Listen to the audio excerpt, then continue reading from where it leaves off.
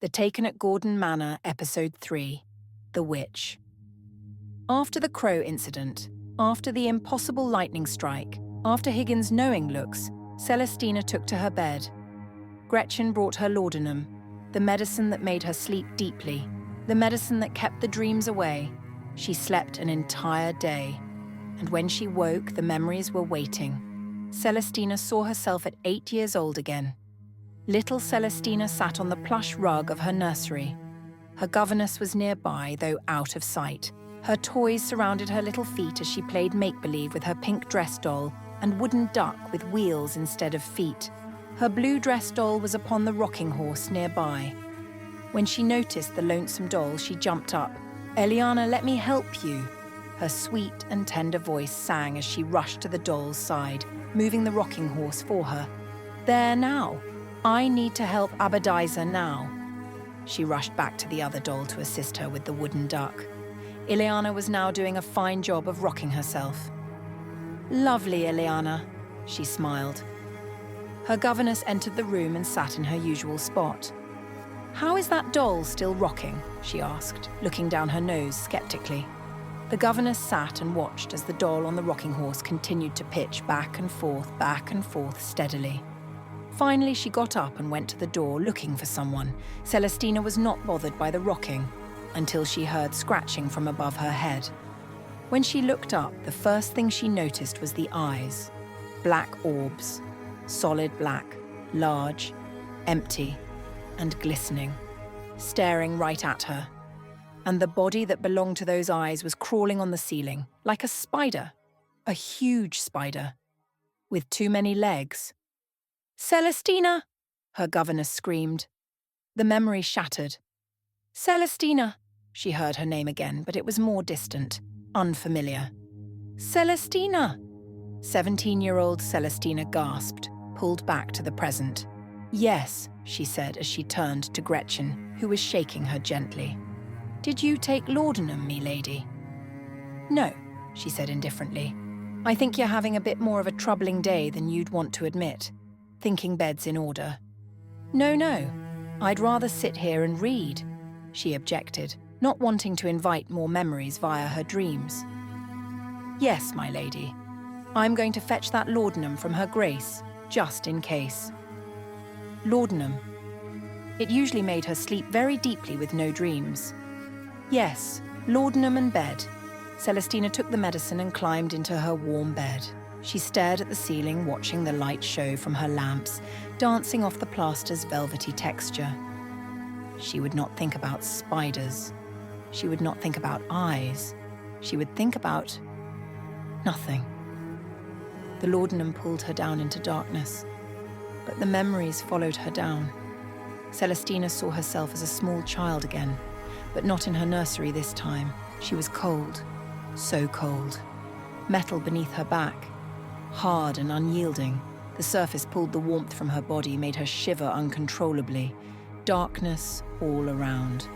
Not the comfortable darkness of a bedroom at night, but the absolute darkness of a place that had never known sunlight. And on the walls, on the ceiling, the spiders, so many spiders, crawling, their thin legs clicking against metal as they moved, black eyes gleaming in the dim blue light that seemed to come from nowhere and everywhere at once. She tried to move, couldn't.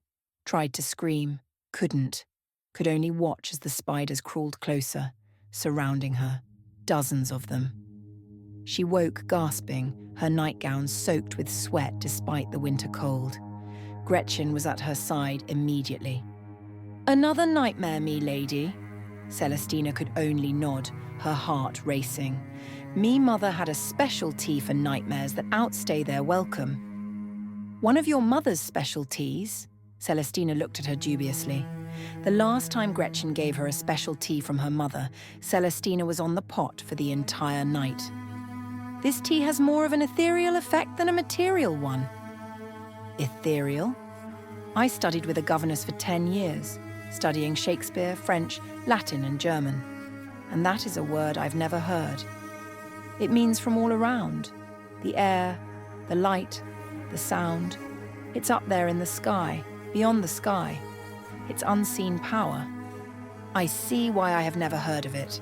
My family is much too practical to concern themselves with a principle of unseen nothingness. It's like your spirit. It's ethereal. Gretchen smiled. I see. Very well. You may try out this tea on me. Celestina sighed. And whatever that lovely smell is, bring some of it. Yes, me lady. I'll have to go searching for the herbs and barks needed. I'll have a scullery maid send up the pudding. As Gretchen left, Celestina stared at her ceiling, contemplating the ethereal nature of her memories. They were neither here nor there. They were complicatedly new memories of old events, which seemed like an impossibility. Spiders on the ceiling. Why spiders? She had never been particularly afraid of spiders as a child. Why would she dream of them now? Unless they weren't dreams at all. That same night, while Celestina wrestled with her memories, Farmer Higgins wrestled with his conscience in the village pub. He was not usually one to drink. He was quite a sober man in many regards. But his mind wouldn't stop replaying the events on the hill, and his mouth craved a strong drink to slow his thoughts. I'll have a pint, and I'll make it 2, Higgins said to the barkeep. 2 for the farmer, the barkeep bantered as he slid a heady beer down the bar. Higgins swigged the first half of the pint quickly, not bothering to savour the golden brown liquid. It quenched temporarily that unquenchable thirst for peace of mind. A tall, skinny dairy farmer named Tanner planted himself in the chair next to Higgins. Higgins, he greeted, already holding a drink. How's your flock? Fine, Higgins grunted, not wanting to relive the memories he came to the pub to forget. You been to the manor house as of late? Yeah, why?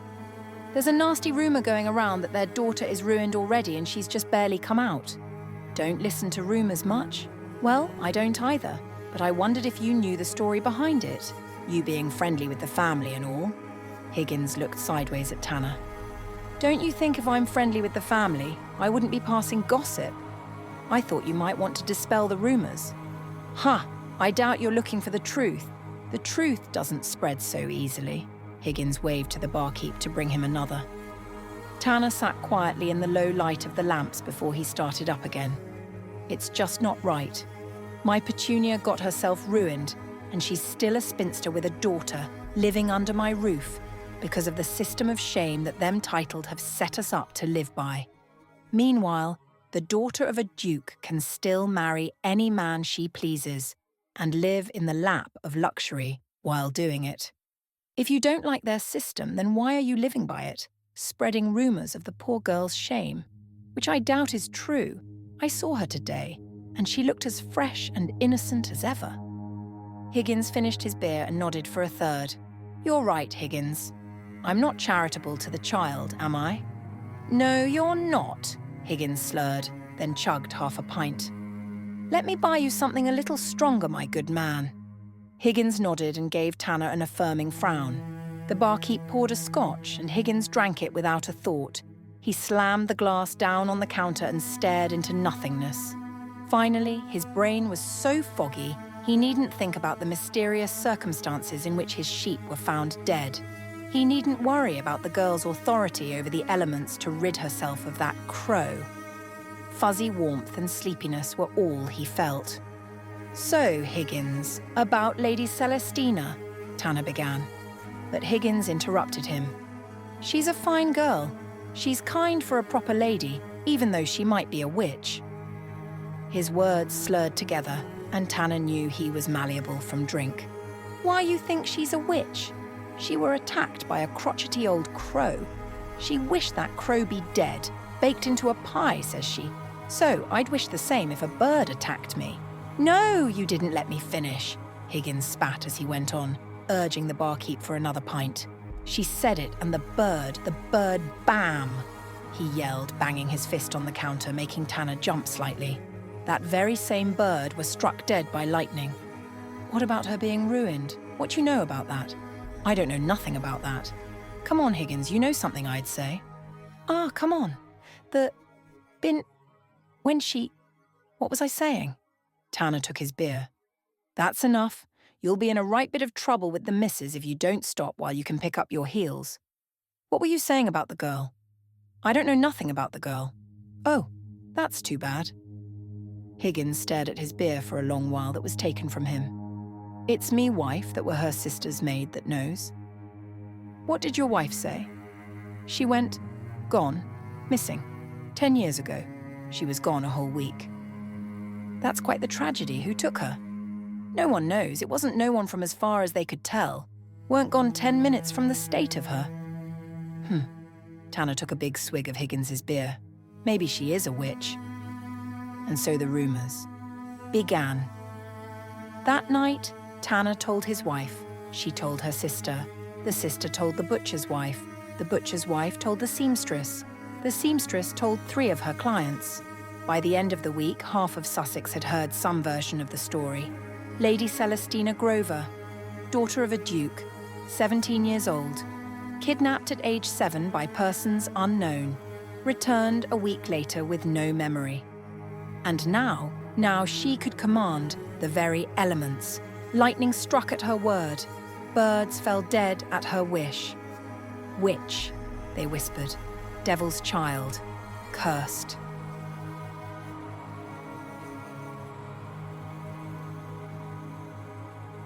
Three years passed.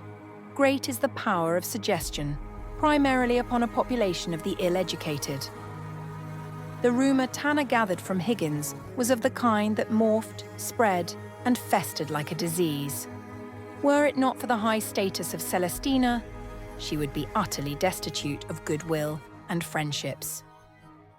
That is not to say that suggestion has no power over the wealthy and overly educated. For indeed, when one believes they know all there is to know, pride grows in their hearts, and they are blinded to the influence of anyone who speaks to their biases. As the weather grew windier, it took with it the rumours of all the people of Sussex, no matter their status, and created the conditions for it to smoulder, bursting into flames and spreading like wildfire. Their lack of empathy for the wealthy, titled family was the drought and dry summer air. The curiosity of the gossipers was the dry grass and kindling, the perfect ingredients to burn down an entire village and half of the neighbouring forest. No one would be safe in the Gordon Manor circle, not even the servants and their relatives. Now 20 years old, Celestina did not cease to think of the black eyes. However, she became accustomed to the thought and practiced her everyday routines pretending she was not troubled.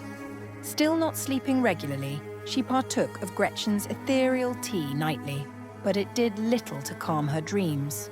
Her sour mood was becoming a problem, as it was becoming harder and harder to pretend she was not distressed. "Celestina," her mother began one evening at dinner, "why are you so quiet tonight? Are you unwell?" Celestina straightened up and smiled. "No," and she promptly took a sip of tea, smiled and pretended the meal was lovely, and everything was lovely with it. "Good," Dickie grinned, falling for the act, "because I'd hate for you to be unwell when Ruth arrives tomorrow." "Ruth!" She beamed for the first time in days, feeling herself again and full of the pleasant happiness she ordinarily had. "That is the most wonderful news, Your Grace." "Please call me Father," he said, as was the game that existed between the two of them. "Father, do you know if they are to bring any guests with them? It's been an awfully long time since we entertained, and now that I am of age—" But her father interrupted. "I know exactly of what you speak." "What does she speak of, Dickie?" Georgie said in an uninterested tone. "Ruth did write to me and tell me of a friend of theirs they are bringing.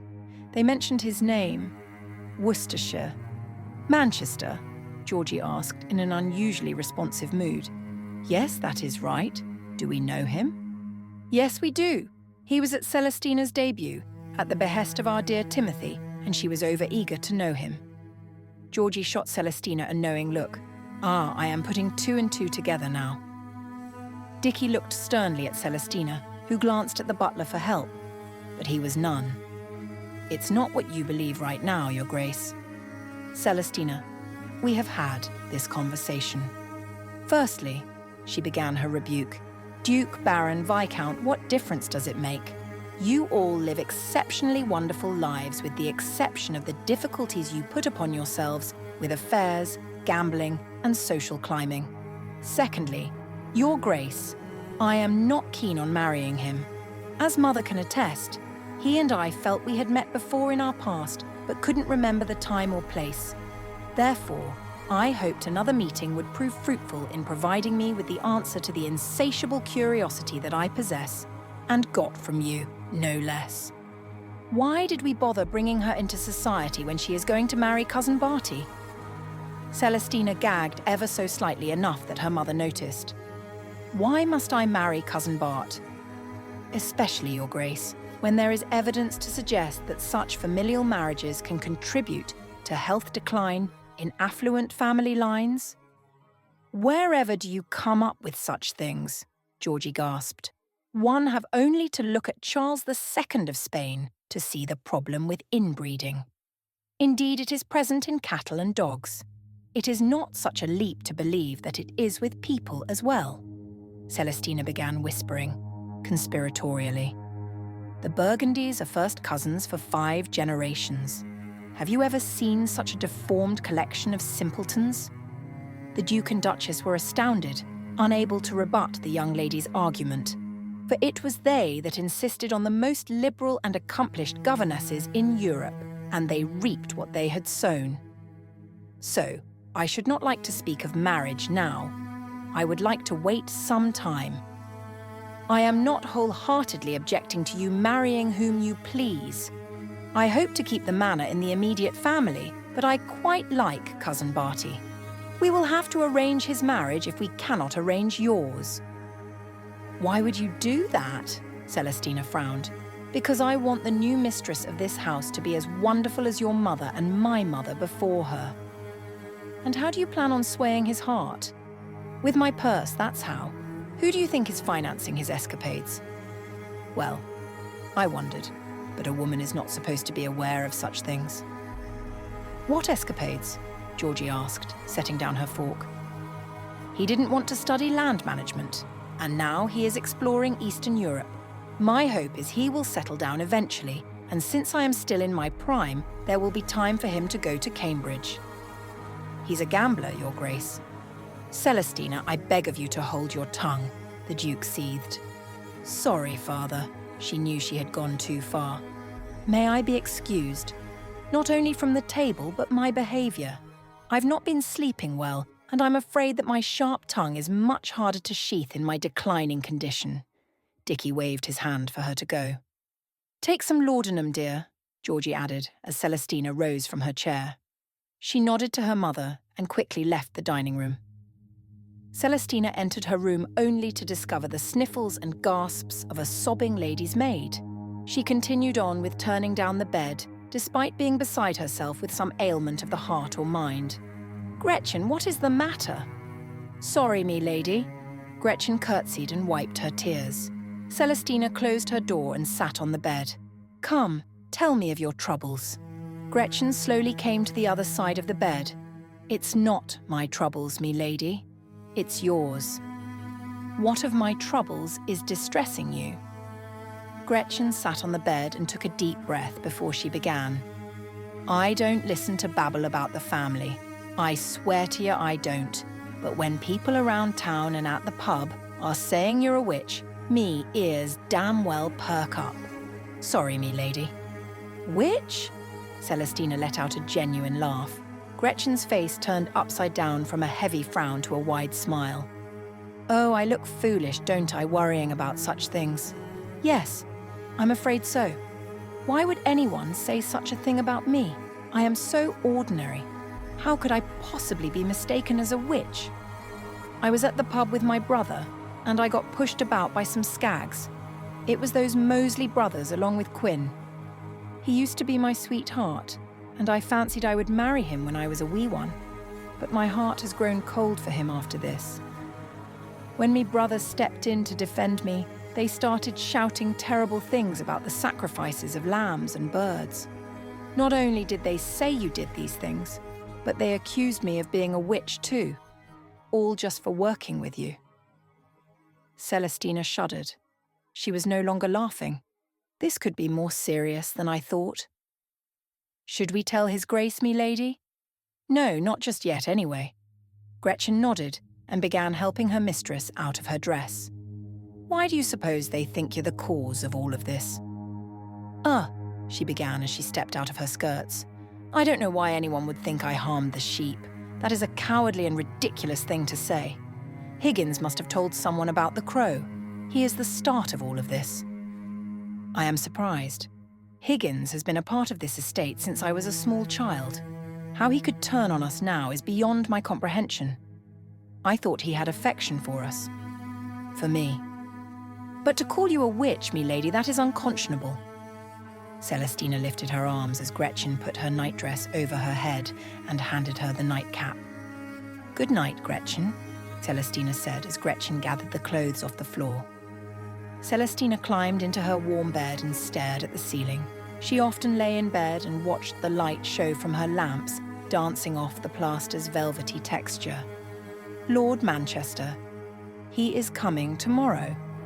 What will she say to him? How will he behave? Will he trip over himself again? Her heart skipped a beat. Oh dear. She hoped something extraordinary would happen and save her from the ever-revolving door of nightmares. If perhaps she was preoccupied with thoughts of him as she was now, then she wouldn't be worried about the growing list of concerns weighing on her. Eventually her thoughts of Manchester drifted away, and then began the unconscious thoughts of early sleep. And the memories came again. Cold metal beneath her, darkness pressing in from all sides, but this time she could see more. A room.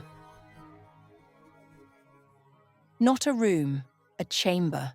Curved metal walls that gleamed dully in the blue light. No windows, no doors that she could see, just the cold table beneath her small body. And the spiders. Everywhere. Crawling on the walls, on the ceiling, dozens of them, maybe hundreds, their legs making soft clicking sounds against the metal, but something was wrong. The legs were too long, too thin. And the bodies were wrong too. Not round like a spider's body should be, elongated, almost humanoid. And those eyes, black, wet, enormous. Staring at her from every direction, she tried to move. Her body wouldn't obey. Tried to scream. No sound came out. One of the spiders, no, not a spider, something else, something her young mind couldn't process, crawled closer, its thin limbs gripping the edge of the table, pulling itself up, looming over her, those black eyes filling her vision, and then... No! Celestina sat bolt upright in bed, gasping, her nightgown soaked with sweat. Not spiders, never spiders. But what? What were they? The next morning came with the smell of cinnamon, butter, cakes, and tea. These were the smells that woke Celestina. They danced and mingled together in the air, flooding her with the warm feelings of Christmas. When she opened her eyes, she remembered that Christmas was over a month ago. "Morning, me lady." "Morning," she said as she stretched and yawned. "How are you feeling?" Gretchen said as she sat on the edge of Celestina's bed. "I'm very groggy. The tea must have been stronger than I thought. You were sleeping like the dead." Celestina buried her face in her hands. Without permission, the vision of those eyes, the big, black, empty eyes, came back to her head. "No," she yelled as she lifted her head from her hands. "What, me lady?" Gretchen asked, recoiling from the sudden outburst. "I'm sorry. I cannot get this nightmare out of my mind." Celestina allowed herself to fall back into her pillows. Well, perhaps Lord Manchester's visit will provide a distraction. Celestina sat up quickly. "Today? He's coming today? Did you forget? Your sister and her husband are due any moment." Celestina jumped from her bed. "Why didn't you wake me earlier?" "I tried, me lady. You were sleeping like the dead." Dressed and ready to receive the guests at Gordon Manor, Celestina sat in the drawing room alone. "Why am I doing this?" a male voice said. "Oh, excuse me, I hadn't realized you've arrived."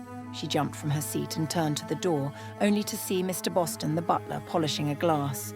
He looked around with bewilderment, looking back at Celestina. "I beg your pardon, my lady."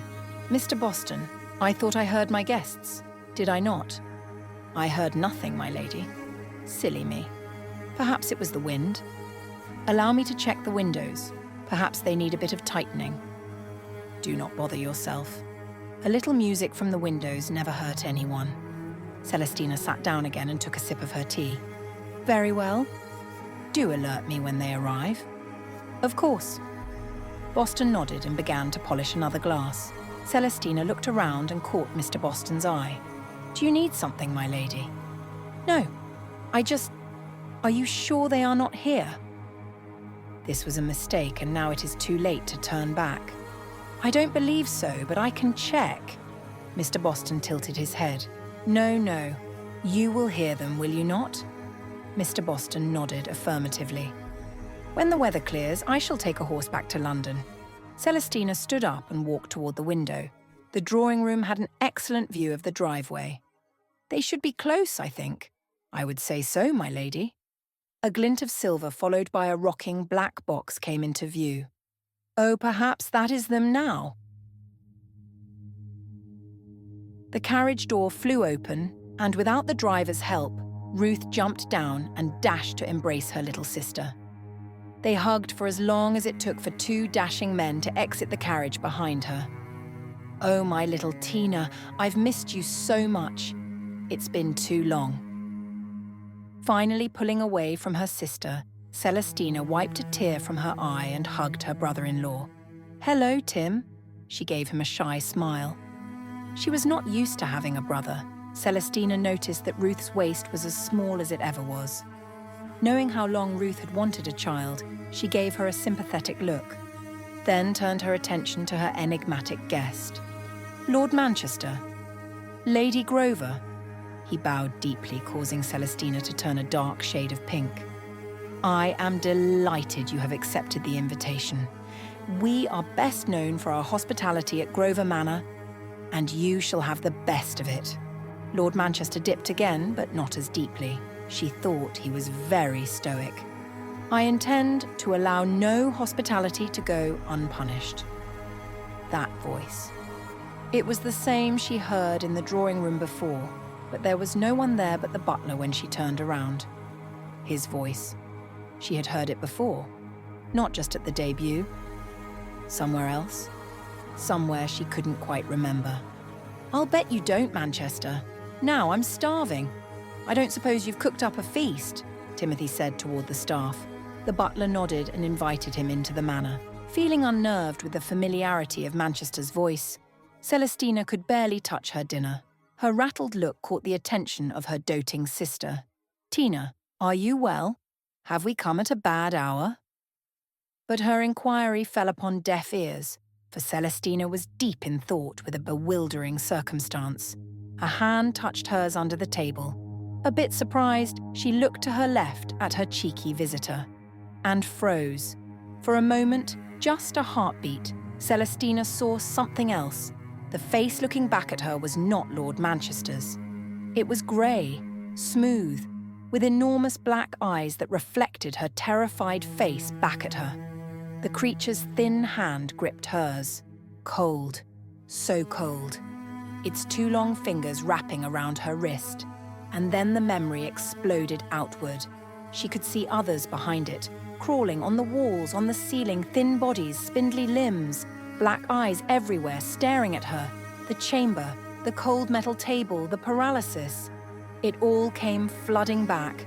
Not one creature, dozens, swarming over her like insects, touching her, examining her, their cold hands on her skin. She was 7 years old and strapped to a table and surrounded by little grey demons that crawled on every surface like spiders. And Manchester was one of them. No. The vision shifted. Manchester was there, on another table, screaming, just like her. Celestina threw herself back, pushing away from the table. Her chair fell back and she nearly tripped over it, if not for a servant standing nearby, grabbing her arm and steadying her. Celestina, her sister cried in shock. My dear child. Georgie sneered at her daughter's severe and seemingly unprompted reaction. Forgive me, Manchester asserted as he stood from his chair, causing it to fall backward. His face was normal again. human, terrified. Celestina looked at the very normal-looking man. She had not seen what she thought. Or had she? And as she looked about the room, she realized how offensive her behavior had been in the middle of dinner. Not knowing how to remedy the situation, she did what any proper young lady would do. She feigned fainting. Manchester caught her before her pale face hit the table. "What in the hell is going on?" Dickie shouted as he got up to attend to his daughter. "I apologize, it's my fault, Your Grace. I noticed she was in a daze and was not responding. I touched her hand. It frightened her." But Manchester knew, the way she had looked at him, the terror in her eyes. She had seen something, and so had he. For just a moment, when their hands touched, he had seen it too. The room, the table, the creatures, and a little blonde girl screaming on the table next to him. The memories he had buried for 13 years, coming back. To be continued.